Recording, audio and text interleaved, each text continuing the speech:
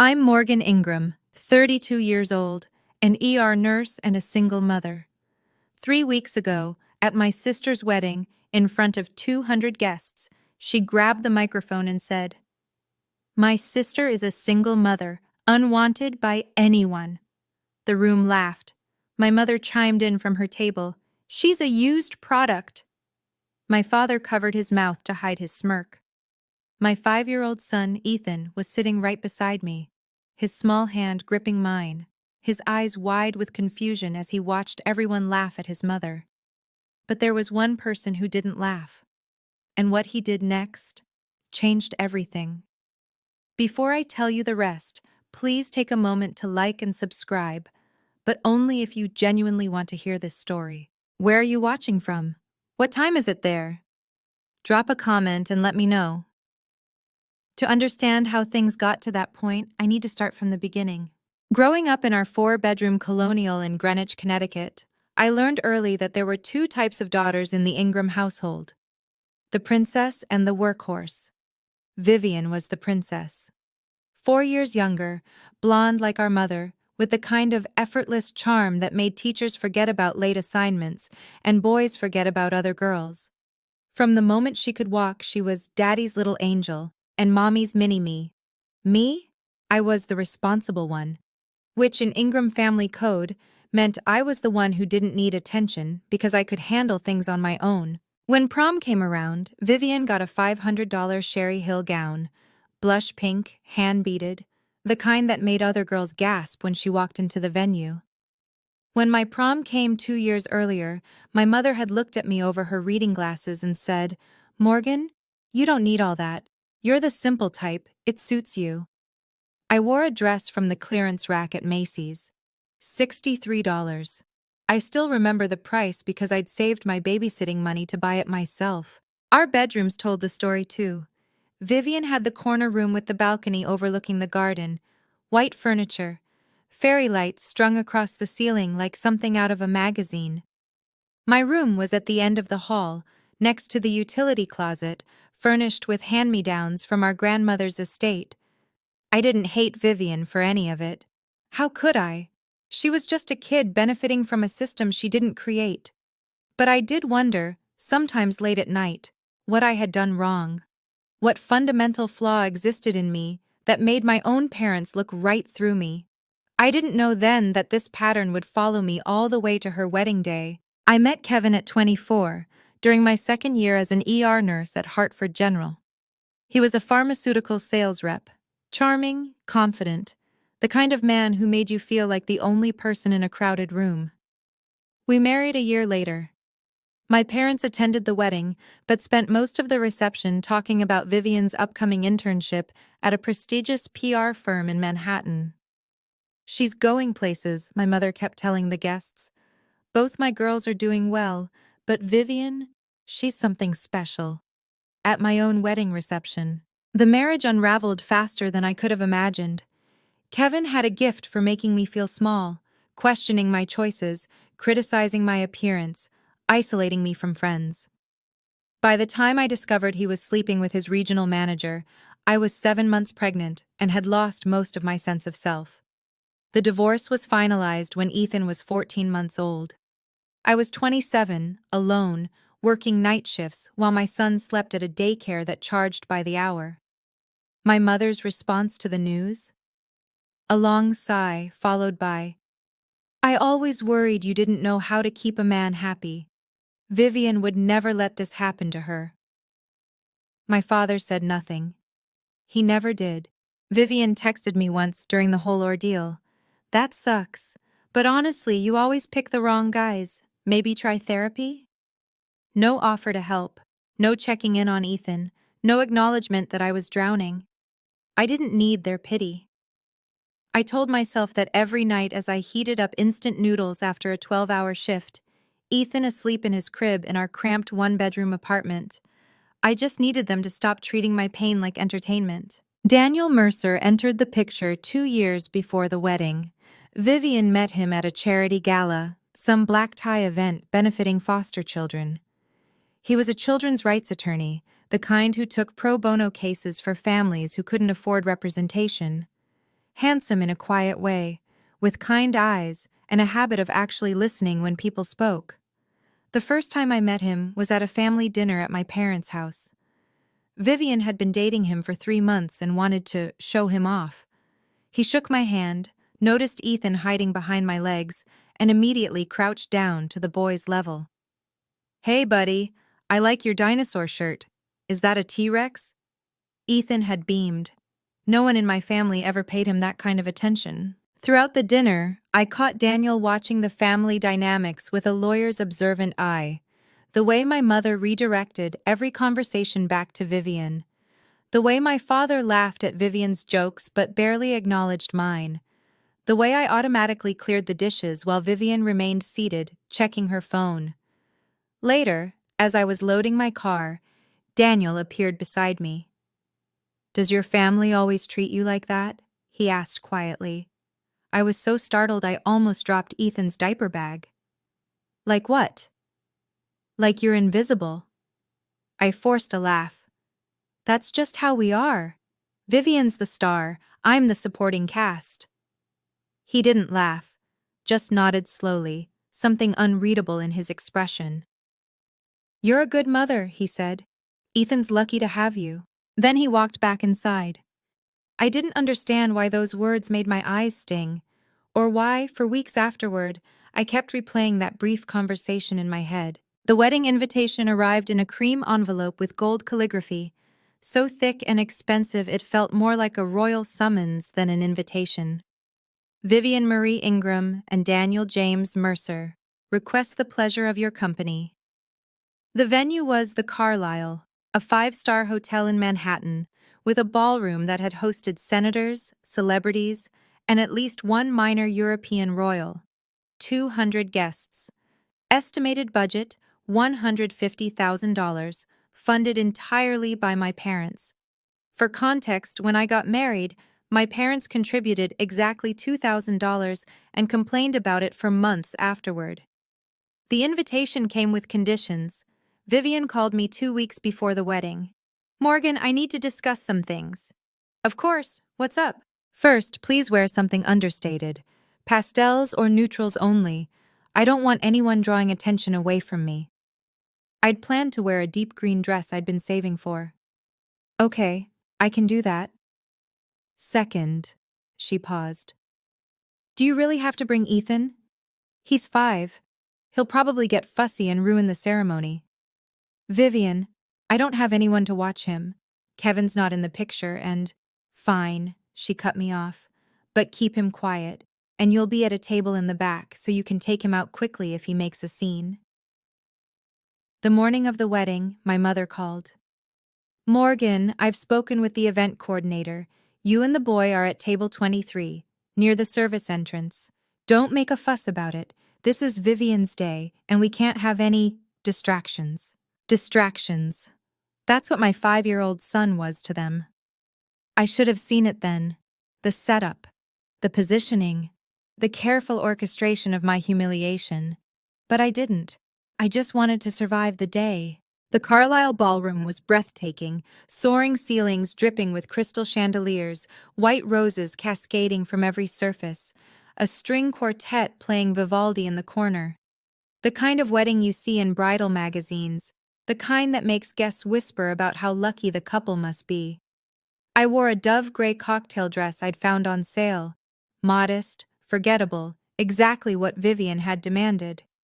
Ethan looked adorable in his little navy vest and khakis, his hair neatly combed, clutching my hand as we walked into the overwhelming grandeur. "Mommy, it's so pretty," he whispered, eyes wide. "It is, baby. Let's find our table." Table 23 was exactly where my mother had promised, tucked in the far corner, half hidden behind a pillar, so close to the kitchen doors I could hear the catering staff shouting orders. The other guests at our table were distant cousins I'd met maybe twice in my life. No one from my immediate family came to greet us. I watched as my parents made their grand entrance, my mother in champagne Valentino, my father in a perfectly tailored Armani suit. They worked the room like politicians, hugging, laughing, accepting compliments about their beautiful daughter. Singular, daughter. Vivian swept in 30 minutes later in a Vera Wang gown that probably cost more than my annual rent. She was radiant, glowing, every inch the princess she'd always been. Her eyes found me across the room. She smiled, but it wasn't warm. It was the smile of someone who's already won and wants you to know it. On her way to the head table, she stopped at ours. "Morgan, you came." "Of course I came. You're my sister." She glanced at Ethan, then back at me. "Just remember what I said about keeping him quiet." Then she was gone, swallowed by a crowd of admirers. I caught a notification flash across my mother's phone, left carelessly on a nearby table. "Remember the plan?" My stomach tightened, but I told myself it was nothing. The ceremony was beautiful. Vivian cried delicately perfect tears as she exchanged vows with Daniel. My parents beamed from the front row. The guests dabbed at their eyes with monogrammed handkerchiefs. I sat in the back, Ethan on my lap, and tried to feel something other than hollow. During the cocktail hour, the photographer gathered the family for portraits. I started to stand, smoothing down my dress, when my mother appeared with a tight smile. "Just the immediate family for this set, Morgan. Parents of the bride. I'm her sister. We're doing a smaller grouping first, you understand?" I understood. I always understood. Ethan tugged at my sleeve. "Mommy, why can't we be in the picture?" "We'll take our own pictures later, sweetheart. Smile for Mommy." I held up my phone and snapped a photo of him, trying to ignore the burning behind my eyes. At the reception, I watched from our distant table as aunts and uncles I'd known my whole life approached the head table to congratulate Vivian and Daniel. Not one of them stopped by to say hello to me. "Morgan, is that you?" Aunt Linda, my mother's sister, paused on her way to the bar. She looked uncomfortable. "I almost didn't see you back here." "The seating chart's creative," I said, forcing lightness into my voice. She glanced toward the head table, then back at me.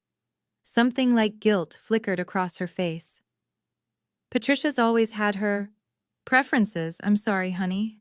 Before I could respond, she was gone. I noticed Daniel's friend Mike setting up his phone on a small tripod at the edge of the dance floor, angled toward the stage. Probably live streaming for relatives who couldn't attend. I didn't think much of it then. I had no idea that phone would become the most important witness to what happened next. The clinking of silverware against crystal silenced the room. The MC, a polished man in a three-piece suit, stepped up to the microphone. "Ladies and gentlemen, the bride would like to say a few words." Applause rippled through the ballroom as Vivian rose from her seat, radiant in the glow of a dozen spotlights. She took the microphone with practiced ease, her Cartier bracelet catching the light. "Thank you all so much for being here," she began, her voice honey-sweet. "This is the happiest day of my life, and I'm so grateful to share it with everyone I love." She smiled at Daniel, who watched her with an expression I couldn't quite read. "First, I want to thank my incredible parents. Mom, Dad, you've given me everything. Your love, your support, your belief in me. I am who I am because of you." My mother pressed a hand to her heart, tears already forming.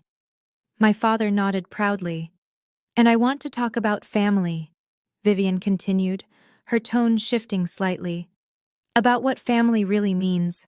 About the lessons I've learned from watching everyone."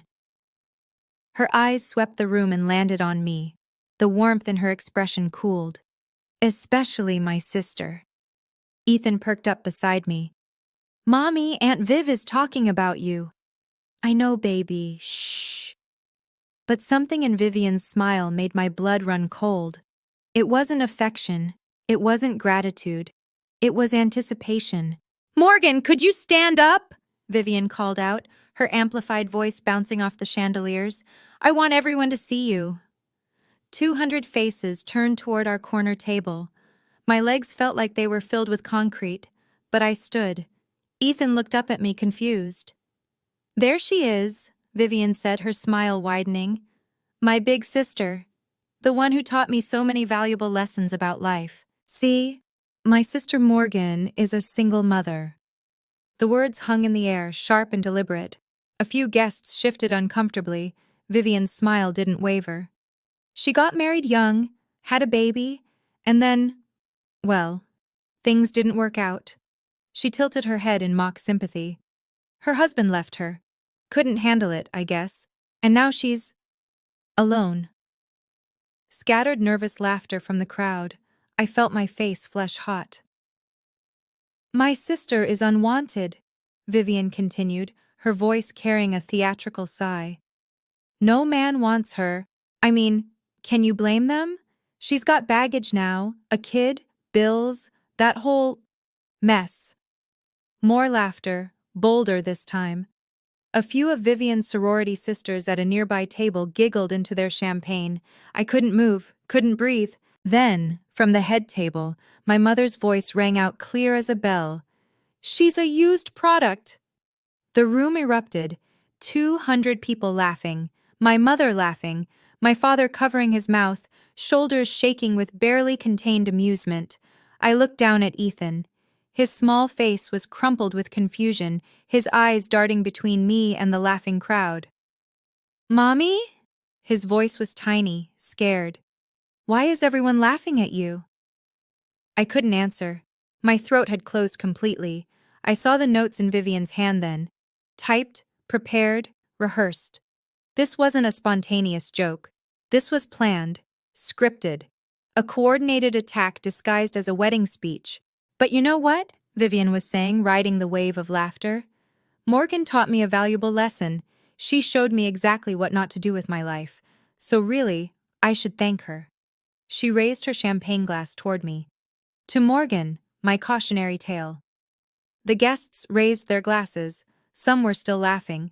Others looked uncomfortable but said nothing. And my 5-year-old son watched his mother become a punchline. Vivian wasn't finished. You know, growing up, everyone always asked why Morgan and I were so different. She set down her champagne, pacing the stage like a performer hitting her stride. Same parents, same house, same opportunities. But Vivian succeeded, and Morgan, well, she gestured vaguely in my direction. I used to feel bad about it. Poor Morgan, always struggling. Poor Morgan, can't keep a man. Poor Morgan, stuck in that sad little apartment with her sad little life. My mother nodded along, dabbing at her eyes, but they weren't tears of sympathy. They were tears of laughter. But then I realized, Vivian continued, some people are just meant to be warnings, not examples. And my sister? She's the best warning I could ask for. Applause. Actual applause. I felt Ethan's hand tighten around mine. His whole body was trembling. Mommy, I want to go, he whispered, his voice cracking. I know, baby. I know. But my legs wouldn't move.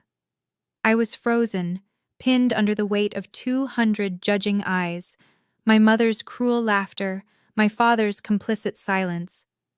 This was rock bottom, I thought. This was the lowest point. I was wrong. Vivian raised her glass again. Honestly, Mom's right. Morgan is a used product, damaged goods. But hey, she shrugged with theatrical innocence. At least she's here to see how a real success story ends. The laughter swelled, and then movement from the head table. Daniel pushed back his chair. His jaw was tight, his eyes fixed on Ethan's small, shaking form pressed against my side. For a moment, I thought he was leaving, walking out on his own wedding. Instead, he walked directly toward the stage, toward Vivian, toward the microphone. The laughter faltered, then died. No one knew what was about to happen, including me. Daniel moved with purpose, his polished Oxford shoes clicking against the marble floor in the sudden silence. The string quartet had stopped playing. Guests froze mid-sip, mid-laugh, mid-whisper. Vivian's confident smile flickered. Daniel? Baby, what are you? He didn't answer, didn't even look at her. His eyes were locked on our table. On Ethan. My son had buried his face against my hip, his small shoulders shaking with silent sobs. He didn't understand why everyone was laughing at his mommy. He just knew it hurt. Daniel saw that, and something in his expression hardened into steel. He reached the stage in 6 strides. Vivian was still holding the microphone, her smile frozen in confusion. "Daniel, sit down, I'm not finished with my—" He took the microphone from her hand.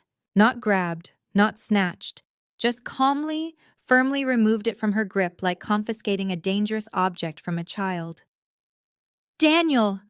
Vivian's voice pitched high with alarm. "What are you doing?"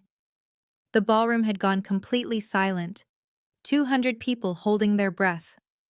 I saw my mother half rise from her seat, her face cycling through confusion, anger, and fear. Daniel raised the microphone to his lips. "I apologize for the interruption," he said, his voice steady and clear. "But there's something I need to say." He turned to look at me. Really look at me, not through me, not past me, but directly at me. Then he turned back to face the crowd. "I've spent 2 years watching how this family treats Morgan Ingram. 2 years of dinners where she's ignored. 2 years of holidays where she's excluded. 2 years of watching her be treated as less than nothing by the people who are supposed to love her." Vivian grabbed at his arm. "Daniel, stop, you're embarrassing me." He stepped away from her touch. "No, Vivian, you did that yourself." Daniel's voice carried across the silent ballroom, steady as a courtroom closing argument. "I'm a children's rights attorney. I've dedicated my career to protecting kids from family trauma, from environments that damage them, from adults who should know better." He pointed toward our table, toward Ethan still pressed against my leg, still trembling. "That little boy is 5 years old, 5. And you just made him watch 200 adults laugh at his mother. You called her unwanted. You called her damaged goods. You called her a used product." His voice cracked with barely contained fury. "In front of her child." Silence. Absolute, ringing silence. My mother's face had gone pale. My father stared at his plate. "I've spent my whole life fighting against exactly this kind of cruelty," Daniel continued. "And I cannot, become part of a family that inflicts it." He turned to Vivian. She was frozen, her perfect makeup suddenly garish under the harsh lights, her carefully crafted facade crumbling in real time. "Daniel, please," she whispered, the microphone catching every word. "You're overreacting. It was just a joke." "A joke?" His laugh was hollow. "You planned this. You rehearsed this. You turned your own sister's pain into entertainment." He stepped back from her, creating a visible chasm between them. "I can't marry you, Vivian. I won't." The collective gasp from 200 guests was audible. "And one more thing." Daniel's eyes found Mike's phone, still recording on its tripod. "My cousin Mike has been live streaming this reception for family members in California who couldn't attend. About 50 people have witnessed exactly what kind of family I almost married into." He set the microphone down on the stage with a soft thud. "I'm sorry for the disruption to your evening," he said to the stunned guests. "The bar is still open. Please, enjoy." Then he walked off the stage. The dam broke. "Morgan!" My mother was on her feet, her Valentino gown swirling around her ankles as she stormed toward our table. Her face was twisted with rage, not at Vivian, not at herself, but at me. "What did you do?" she hissed, jabbing a manicured finger in my direction. "What did you say to Daniel? You ruined your sister's wedding."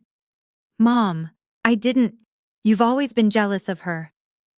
My mother's voice rose to a shriek that silenced the tentative murmurs beginning to ripple through the crowd. "You couldn't stand to see her happy, could you? You had to poison Daniel against her." Vivian had collapsed into her chair at the head table, mascara tracking down her cheeks. Her carefully constructed moment of triumph had shattered into a very public nightmare. My father appeared at my mother's side, his expression hard. "What did you tell him, Morgan? Behind our backs. What did you say?" "I didn't tell him anything. I barely spoke to him." "Liar!" Vivian's voice cut through the ballroom. She was standing now, her Vera Wang gown seeming to mock the disaster unfolding around her. "You've been trying to turn him against me since day one. You couldn't let me have one thing, could you? One perfect day." I felt the narrative shifting in real time. The guests who had been laughing minutes ago were now looking at me differently, not with sympathy, but with suspicion. She must have done something. Maybe the sister provoked this. Poor Vivian. I saw it happening. The rewriting of history right before my eyes. In a matter of minutes, I had transformed from victim to villain in the minds of 200 witnesses, and I realized, if I didn't leave right now, this would be my legacy. The jealous sister who destroyed her sibling's wedding. Forever. If you've ever been in a situation where you were blamed for something you didn't do, where people twisted the truth to make you the villain, comment "I understand, so I know I'm not alone in this." And if you want to know what I did next, like this video, that's how you tell me this story is worth finishing. Now, back to that ballroom. I looked down at Ethan. His face was red and blotchy from crying. His small hands were balled into fists against his chest. He was trying so hard to be brave, to understand why the world had suddenly become so loud and angry and scary. And in that moment, something shifted inside me. For 32 years, I had been the one who stayed quiet, the one who kept the peace, the one who absorbed every slight, every insult, every moment of being overlooked, because fighting back wasn't worth the drama. But this wasn't about me anymore. This was about my son watching his mother be torn apart and doing nothing. I stood up, not dramatically, not defiantly, just stood. Smoothed down my gray dress, lifted Ethan into my arms. "I didn't say anything to Daniel," I said, my voice calm and clear. "I didn't need to. He has eyes. He's watched you treat me like garbage for 2 years. And tonight he finally decided he couldn't live with it." My mother's mouth opened and closed like a fish. "You're lying," Vivian spat. "You've always been jealous, Morgan. Since we were kids. You can't stand that I'm better than you." I didn't argue, didn't defend myself. What was the point? Instead, I turned and began walking toward the exit. Behind me, I heard my mother's voice, shrill with desperation. "Morgan, you come back here and apologize to your sister right now." I didn't turn around. Ethan wrapped his arms around my neck, his wet cheek pressed against mine. "Mommy," he whispered, "are we going home?" "Yes, baby." "Good." A pause. "I don't like it here." "I know, sweetheart." I kissed his forehead as the ballroom doors loomed ahead. "Neither do I." The walk from table 23 to the ballroom exit was approximately 40 feet. It felt like 40 miles. I kept my back straight, my steps measured. Ethan clung to me, his face hidden against my shoulder. Around us, 200 guests sat in stunned silence, watching the drama unfold like a live theater performance they hadn't paid to see. I saw Daniel standing near the doorway. He wasn't fleeing the scene. He was waiting. When I reached him, he stepped forward, blocking the path just long enough to speak. "Morgan." His voice was quiet, meant only for me. "I'm sorry. I should have said something years ago. I should have—" "Don't apologize." I shifted Ethan on my hip. "You just saved my son from watching his mother be humiliated without anyone caring. That's more than anyone in my own family has ever done." He reached into his jacket pocket and produced a business card. Simple white cardstock, professional black text. Daniel Mercer, attorney at law, family and children's rights. "If you ever need anything, legal help, a reference, anything at all, call me. Pro bono. I mean it." I took the card and tucked it into my purse. "Thank you. For Ethan." Behind us, I could hear Vivian's voice rising in hysterics, my mother trying to calm her, my father issuing terse commands to the bewildered wedding planner. I didn't look back. I pushed through the ornate doors into the hotel corridor, my heels clicking on the marble floor. Ethan lifted his head as the noise of the ballroom faded behind us. "Mommy, are you sad?" I thought about the question. Really thought about it. "No, baby, I'm not sad." For the first time in a very long time, I realized I wasn't lying. How about some pancakes when we get home? His face lit up. With chocolate chips? All the chocolate chips you want. By the time I got Ethan bathed, fed, and tucked into bed with his favorite dinosaur, my phone had accumulated 47 missed calls. 31 from my mother, 12 from Vivian, 4 from my father. I scrolled through the text messages while sitting on the edge of my bed, still in my gray dress, still wearing the makeup I'd so carefully applied that morning. Mom, 10:47 p.m. You ruined everything. Call me now. Mom, 10:52 p.m. Vivian is hysterical. Daniel left. This is all your fault. Mom, 11:15 p.m. Don't you dare ignore me. Morgan Elizabeth Ingram. Vivian, 11:23 p.m. I will never forgive you for this. Never. You destroyed my life. Dad, 11:45 p.m. Your mother is very upset. You need to call her. I set the phone face down on my nightstand. Then I saw a message from an unexpected number. Aunt Linda, my mother's younger sister, the one who had approached me at the reception. Aunt Linda, 12:02 a.m. Morgan, I watched the live stream from Mike's phone. Honey, I am so sorry. I had no idea Patricia and Vivian were capable of something like this. I'm ashamed of my own sister right now. Please know that you didn't do anything wrong. I'm here if you need to talk. I read it twice, then a third time. It was the first acknowledgement from anyone in my family, extended or otherwise, that what happened to me was wrong. Not my fault. Not something I provoked or deserved. Wrong. The tears I'd held back all night finally came. Quiet tears, the kind you cry when you're relieved and heartbroken at the same time. Someone had seen me, really seen me. And that single text meant more than 32 years of hoping my own mother would. The screenshots arrived at 8:47 the next morning. Rachel, my best friend since nursing school, had texted at 3 a.m. Don't read anything until you call me. Seriously, I have something you need to see. By the time I woke up, Ethan happily watching cartoons in the living room, there were 17 images waiting in my messages. Rachel had prefaced them with, "A mutual friend's daughter is dating one of your cousins. She saw the family group chat. Morgan, they planned this." I opened the first screenshot. It was a group chat titled Ingram Family, No Morgan. A chat I'd been removed from 6 months ago after asking why I wasn't invited to Christmas Eve dinner. The messages were dated 2 weeks before the wedding. Vivian. I've been working on my speech. I'm going to call her out in front of everyone. Make her see what a disappointment she is. Mom, just don't go too far, sweetie. We don't want to seem cruel. Vivian. Mom, she deserves it. She shows up with that kid like she's not ashamed of her life choices. Someone needs to put her in her place. Mom. You're right. She's always been an embarrassment. Just make it funny. People love a good roast. Dad. Just don't mention me in it. Vivian. Trust me, she won't say anything back. She never does. I stared at the screen until the words blurred. They had planned it, orchestrated it. My mother had helped write the speech that called me a used product in front of 200 people. And my father, my quiet, passive father, had known and said nothing. Rachel's final message read, I'm so sorry, Morgan, but you needed to know. It wasn't spontaneous. It was a coordinated attack. She was right. I did need to know, because now I understood.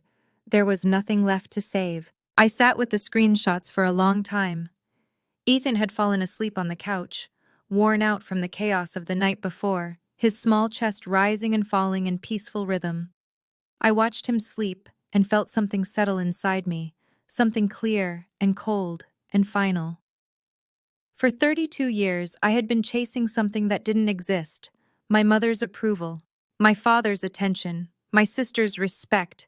I had bent myself into impossible shapes, trying to earn love that was never going to come. I had accepted crumbs and called them enough. I had let them treat me like a placeholder, a supporting character in my own life story. And for what? so they could plan my public humiliation as a wedding gift to themselves? I closed the screenshots and opened a new document on my phone. I typed 2 words. No contact. That was it. No dramatic confrontation. No tearful phone call demanding explanations. No attempt to make them understand the depth of their betrayal. Just nothing. I would stop calling. Stop showing up to family events where I was only invited to be ignored. Stop hoping that someday, somehow, they would look at me and see someone worth loving.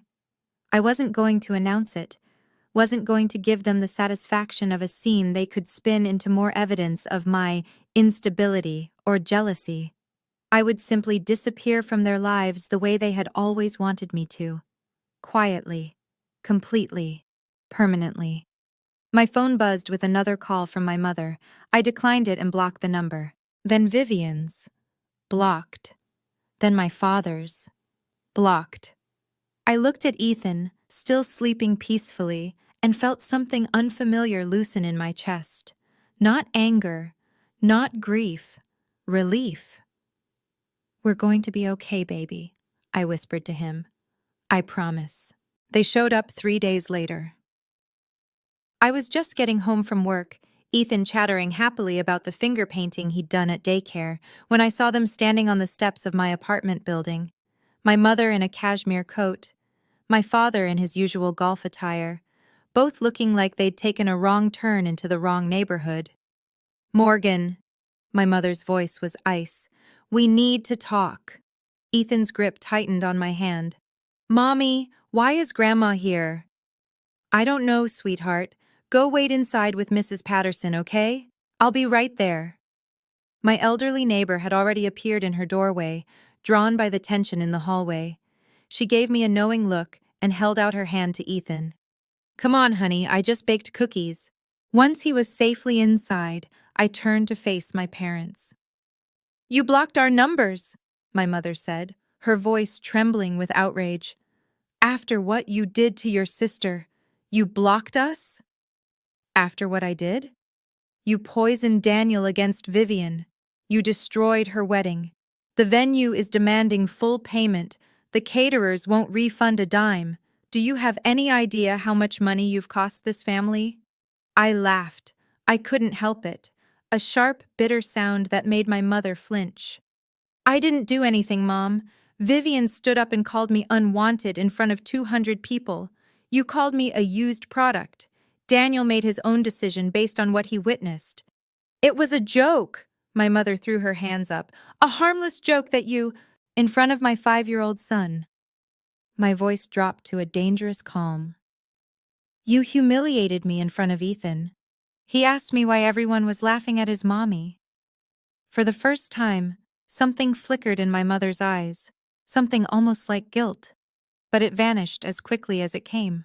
"Vivian is devastated," my mother pressed on, her voice softening into what she probably thought was maternal concern. "Daniel won't return her calls. The wedding photos are ruined. She's talking about therapy, Morgan. Therapy. My baby girl. Then therapy might be exactly what she needs." My mother's face reddened.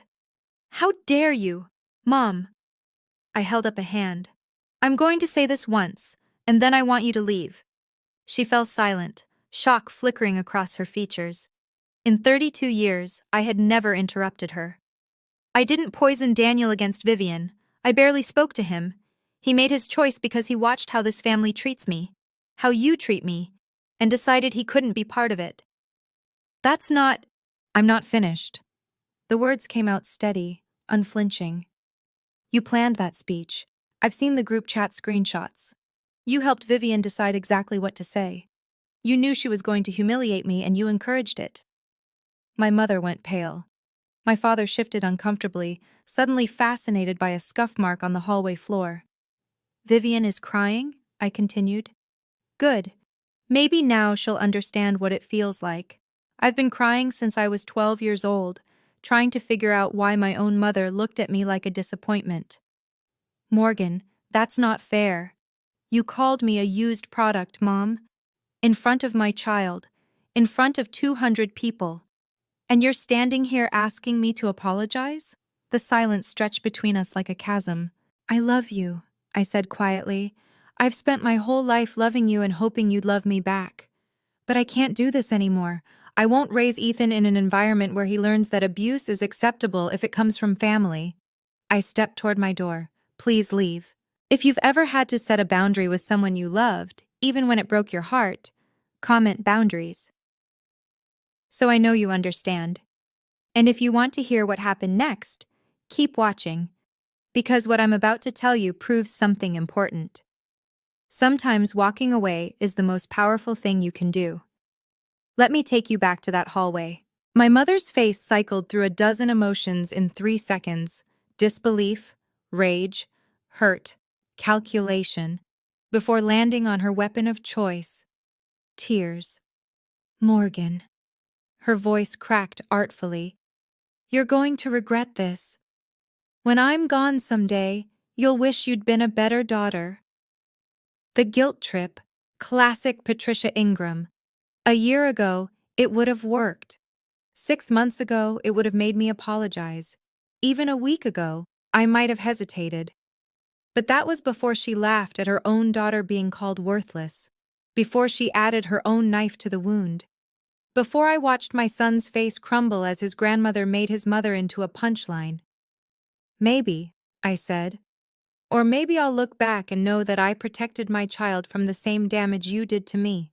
The door to Mrs. Patterson's apartment opened. Ethan peeked out, cookie crumbs on his chin. "Mommy, are you coming?" I smiled at him. A real smile, warm and sure. "Yes, baby, 1 minute." My mother lunged toward him, arms outstretched. "Ethan, sweetheart, come give Grandma a hug." I stepped between them, not aggressively but firmly. "No." The word hung in the air like a slap. "He's my grandson. And he's my son, and I decide who gets access to him." My father finally spoke, his voice gruff with discomfort. "Morgan, your mother is upset. Let's all just calm down and—" "Goodbye, Dad." I took Ethan's hand and guided him toward our apartment door. At the threshold, I turned back one last time. My mother was crying, real tears now, or close enough. My father stood helplessly beside her. "I'm not doing this to punish you," I said. "I'm doing this because I finally understand that I deserve better than what you've given me." Then I closed the door and locked it. The video spread faster than my mother could contain it. Within a week, it had made the rounds through the extended Ingram family: cousins, aunts, uncles, second cousins I'd never met, passed along like evidence in a trial. Aunt Linda called me on a Tuesday evening. "Morgan, I just got off the phone with your Uncle Robert in Sacramento. He saw the live stream. Well, he used words I won't repeat about your mother and Vivian. I didn't ask anyone to share it. You didn't have to. Mike sent it to his mother, who sent it to her bridge club, who sent it to everyone else. Honey, you know how family gossip works." I did. It was the same network that had spread rumors about my divorce, my failure to keep a husband, my status as the family disappointment. Now that network was working in my favor. "Your mother tried to call me yesterday," Aunt Linda continued. "Wanted me to help manage the narrative. I told her the narrative managed itself the moment she opened her mouth in front of 200 witnesses and a camera. Despite everything, I felt a small, unexpected spark of satisfaction." "How's Vivian?" Aunt Linda hesitated. "Not good. Daniel's officially ended things. His family sent back the engagement gifts with a letter from their lawyer, something about irreconcilable value differences. Professional courtesy wrapped around devastating rejection." "And your mother?" Aunt Linda sighed. "She's been calling everyone, trying to explain that it was just a joke that got out of hand. But people saw the video, Morgan. They heard her. No amount of spin changes what they witnessed with their own eyes." I thought about my mother, desperately dialing relatives, trying to rebuild a reputation she'd destroyed in 30 seconds of gleeful cruelty. "Let her spin," I said quietly. "I'm done explaining myself to people who don't want to understand." Vivian tried damage control 2 weeks after the wedding. She posted a lengthy statement on Facebook, carefully worded, professionally crafted. probably reviewed by a PR friend. I want to address the misunderstanding at my wedding. What was intended as lighthearted family humor was taken out of context by those who don't understand our dynamic. My sister Morgan and I have always had a playful relationship, and I'm heartbroken that a private family moment was twisted into something malicious by outside parties with their own agendas. It continued for 6 paragraphs, never once apologizing, never once acknowledging what she'd actually said. The comments section became a battlefield. Vivian, I've seen the video. There was nothing playful about it. You literally called your sister unwanted, and your mom called her used goods. How is that a misunderstanding? The video is still circulating. We can all see exactly what happened. Girl, this ain't it. Own your mistake. Rachel sent me screenshots of the meltdown, though I'd already muted everything related to my family. She's getting destroyed, Rachel texted. Her coworkers are asking questions. Someone said her boss called a meeting about professional conduct outside the workplace. I didn't feel triumphant. I didn't feel vindicated. Mostly, I felt tired. A few days later, I heard through Aunt Linda that Daniel's mother had called my mother directly. She said, and I'm quoting here, "I didn't raise my son to marry into a family of bullies. You should be ashamed of yourselves." Mrs. Mercer, a retired family court judge, had seen enough dysfunction in her career to recognize it instantly. Vivian had lost her fiancé, her reputation was crumbling, her job was under scrutiny, and I hadn't done anything. I hadn't needed to. The truth had been enough. Daniel called me 3 weeks after the wedding. I almost didn't answer. The number wasn't saved in my phone, and I'd become wary of unfamiliar callers. But something made me pick up. "Morgan, it's Daniel Mercer." I sat down on my couch, pulling a blanket over my legs. Ethan was asleep in the next room, and the apartment was quiet. "Daniel, hi. I hope I'm not overstepping by calling. I wanted to apologize." "You already apologized. At the hotel." "Not properly." He exhaled, and I heard exhaustion in his voice. "I watched your family treat you like dirt for 2 years.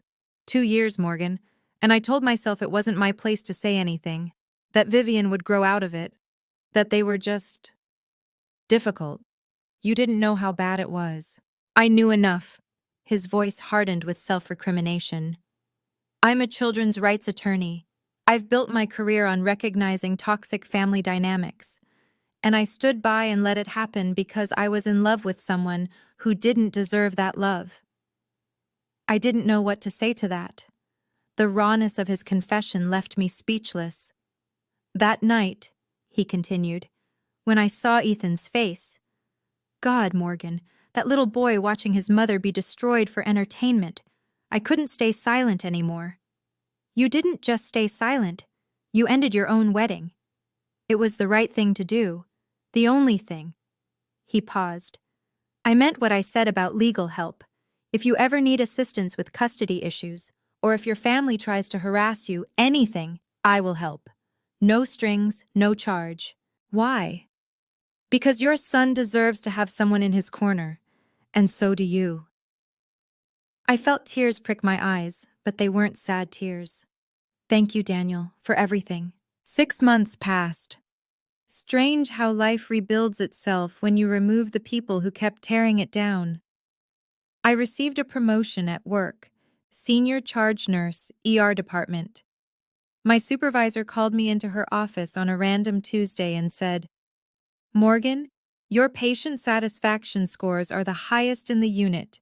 You're calm under pressure, you're compassionate, and you're exactly the kind of leader we need. Congratulations." I cried in the bathroom afterward. Happy tears. The kind that sneak up on you when you're finally starting to believe you might be worth something. Ethan started kindergarten in September. He made friends quickly, a chatty little boy named Oliver, and a quiet girl named Sophie who shared his obsession with dinosaurs. His teacher sent home a note after the first month. "Ethan is a joy to have in class. He's kind, curious, and always willing to help others." My apartment was still small, One bedroom, a kitchenette, creaky radiators, but it was ours. I hung Ethan's artwork on every wall, crayon dinosaurs and finger-painted rainbows, and a wobbly portrait labeled Mommy in purple marker. It looked like home. I started therapy. Once a week, 50 minutes, unpacking 32 years of being told I wasn't enough. Dr. Chen, a soft-spoken woman with kind eyes, helped me understand that the problem had never been me. You were the scapegoat in a family system that needed someone to blame, she explained during our third session.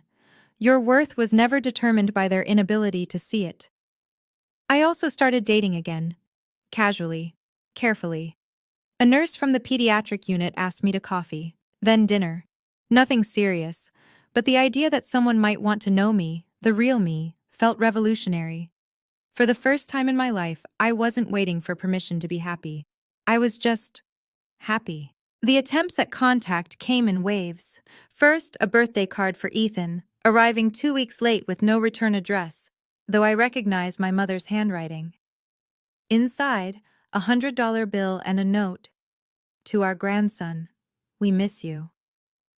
I put the money in Ethan's college savings account and recycled the card. Then a text from an unknown number. Vivian, using a friend's phone. Morgan, we need to talk.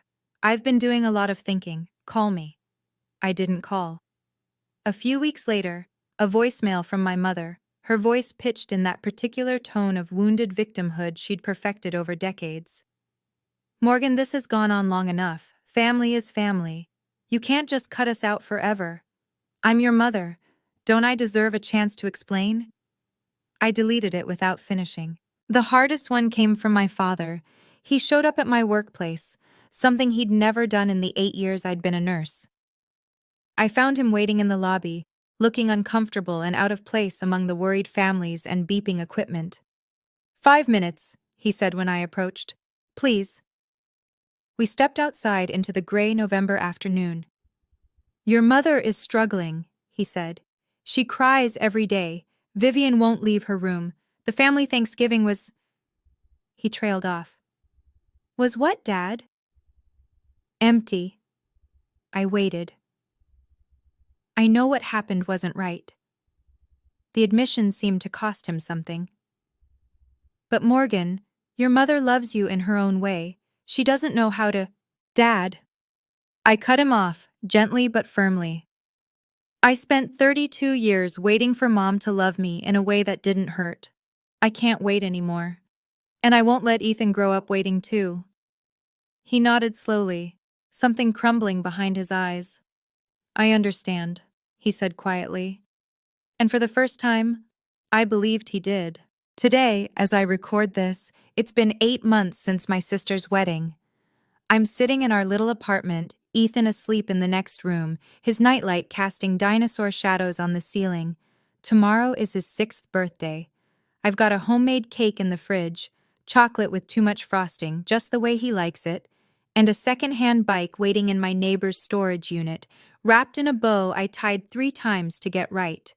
I got my promotion. I'm seeing someone, Michael, the pediatric nurse, who tells me I'm beautiful and means it in a way I've never heard before. I have friends who show up, a therapist who helps me unpack decades of damage, and an aunt who calls every Sunday just to check in, and I have my son. Last week, Ethan brought home a picture from school. It was a family tree assignment, and while most kids drew grandparents and cousins and sprawling networks of relatives, Ethan had drawn just 2 figures. A tall woman with brown hair, a small boy beside her, holding her hand. That's our family, Mommy, he said proudly. Just us. I hung it on the refrigerator, right at eye level. My mother hasn't stopped trying to reach me, neither has Vivian. I get the occasional message through relatives, the rare handwritten letter that goes straight into the trash. I don't hate them. That's the strange part. I spent so long being angry at the favoritism, the cruelty, the 1,000 small cuts of growing up invisible. But somewhere along the way, the anger faded into something quieter. Not forgiveness, not reconciliation, just peace. I chose myself. I chose my son, and that choice, hard as it was, Saved us both. Sometimes the bravest thing you can do is walk away. If you'd told me a year ago that I'd cut off my entire family, I would have laughed. Or cried. Probably both. I grew up believing that family was everything, that blood ties were unbreakable, that love meant enduring whatever treatment you received because that's what daughters do. Good daughters. Loyal daughters. I was wrong. Family should be a safe place. A space where you're celebrated, not tolerated. Where your presence is welcomed, not weaponized. Where your children can grow up knowing they're enough, exactly as they are. My family wasn't that. My family was a performance, and I was always cast as the understudy. Here's what I've learned. Setting boundaries isn't selfish. It isn't cold. It isn't abandoning the people who hurt you. It's recognizing, finally clearly, that you deserve better than what you've been given. You don't owe your loyalty to people who don't respect you. Not your mother, not your father, not your sister, not anyone. I used to think staying quiet made me strong. That absorbing every insult, every comparison, every public humiliation somehow proved my worth. Look how much I can take. Look how resilient I am. But silence isn't strength. Not when it's born from fear. Not when it costs you your self-respect. Real strength is walking away. Real strength is choosing yourself. Real strength is looking your mother in the eye and saying, I deserve better than this. Ethan will grow up knowing that his worth isn't determined by how much criticism he can endure. He'll learn that boundaries aren't walls, they're doors you get to control.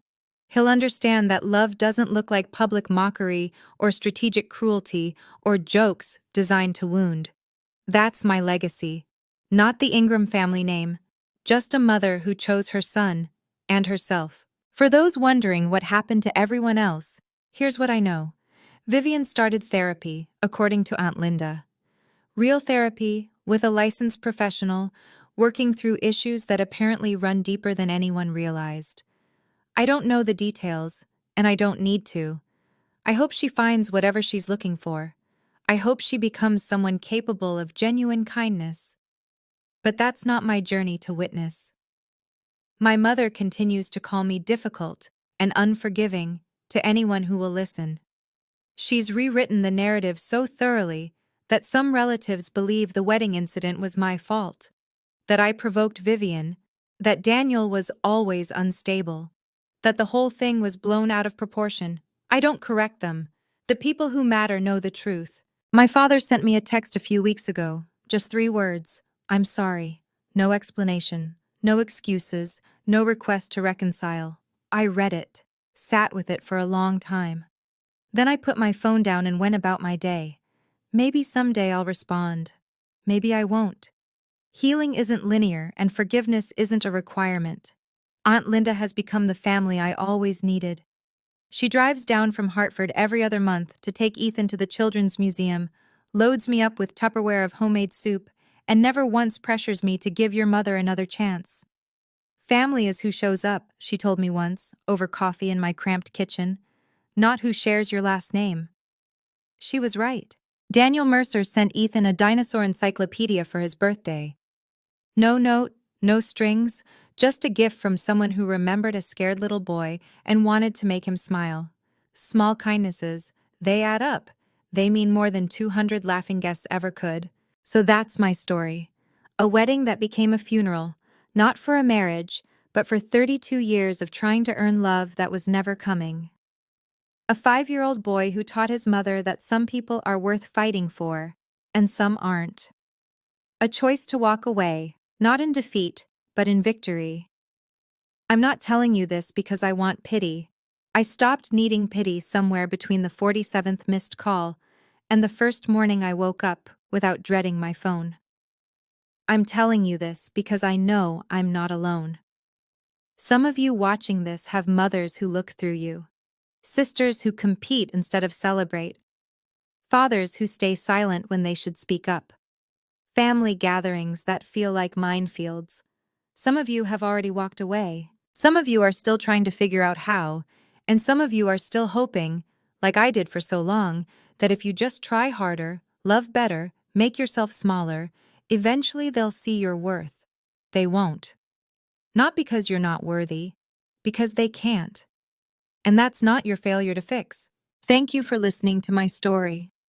If it resonated with you, if you've ever had to set boundaries with someone you loved, ever had to choose yourself over family expectations, ever wondered if you were strong enough to walk away, please subscribe and hit that notification bell. I have more stories to tell, and I think some of them might help you too. Check out the description for another video about setting boundaries with toxic family members. And if you're comfortable, drop a comment. Have you ever had to cut someone off for your own peace? I'd love to hear your stories too. You're not alone in this. None of us are.